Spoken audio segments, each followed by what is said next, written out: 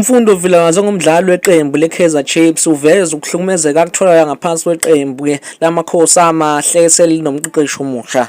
Mfundo Vilakazi ekhuluma ngokuhlukumezeka akuthola ngaphansi kwaleli qembu leKaizer Chiefs abafana bokuthula noxolo Umfundo Vilakazi uthi impela uthwele kanzima yena njengoba esawumdlalo semncane nje futhi onamaphutha. Kumfundo Vilakazi uthi uhlukunyezwa kakhulu abalandeli balo leli qembu leKaizer Chiefs. Eqhubeka kumfundo Vilakazi ekhuluma neDiski Times uthe impela ngaze ngaphoqeleka ukuthi ngisuse inkundla yami yezokuxhumana ku-Instagram ngoba abalandeli bamakhosi amahle bengena bangithuka bangitshela ukuthi mina ngikufanele ukudlalela leli qembu uthi konke lokho kulandelwa ukuthi ayenza isitayela lese sathusa abaningi sabajabulisa abanye einkundleni zokuxhumana kanti abanye amasigxeka besho ukuthi lesa sitayela ayisenzile emidlalweni wabo neYoung Africans wakungumdlalo wobungani khona lapha eTotha Stadium saba unobangela ukuthi iqembu leNazareth Nabi lidliwe.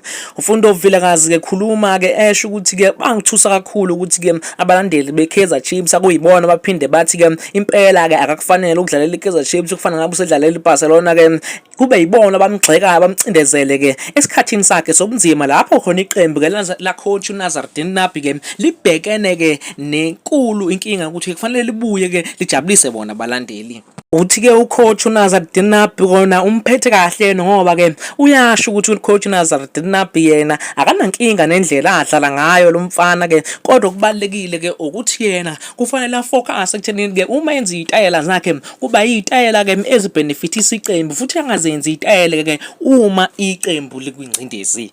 Bekuyilezi siniphathele zona lapho makhosi amahle sicela siqinisekise lapha ku subscribe button uzothola ezinye indaba zakho zemidlalo.